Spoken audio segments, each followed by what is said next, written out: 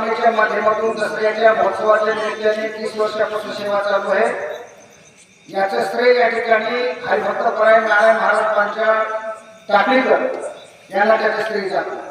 आमच्या गावामध्ये स्वच्छता अभियान राबवून या ठिकाणी त्यांनी सर्व गावकऱ्यांना 30 वर्षापासून सहकार्य करत आहे आणि करणार आहे। एवढं वय असून सुद्धा या ठिकाणी आज ते थकत नाही। त्यांच्यावर संतांची आणि भगवंताची कृपा आहे।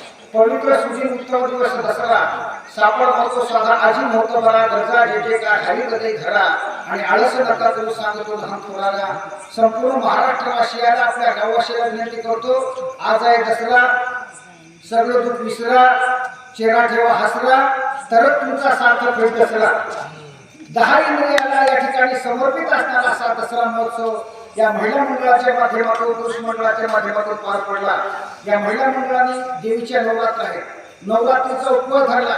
याचं कारण आहे महाराज, या प्रथेला महिषासूर नावाचा दैत्य मारलेला होता आणि त्या महिषासुराला वरदान होतो की देवानं, दैत्यानं, यक्षानं, गणानं, गंधर्वानं, किन्नरानं तो कोणीच मारलेला जात नव्हता। तो महिषासूर नावाचा राक्षस एका रंभानी या राक्षसापासून उत्पन्न झाला आणि त्या म्हशीच्या पोटातून त्याचा जन्म झाला, म्हणून त्याचं नाव महिषासूर पडलं।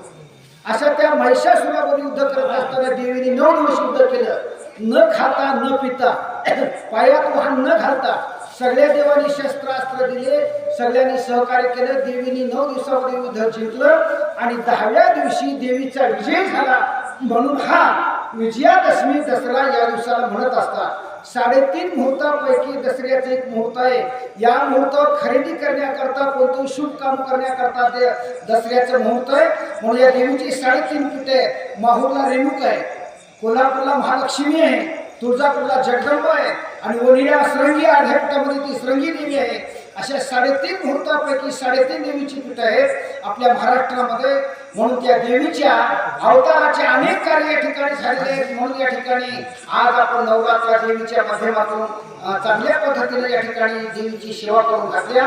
याबद्दल सर्व महाराष्ट्रवासियांचं हार्दिक अभिनंदन करून देवीच्या चरणी विनम्र प्रार्थना करून या ठिकाणी मन माझ्या बोलण्याला पूर्ण करून जय भवानी, जय शिवाजी, जय जगदंबे।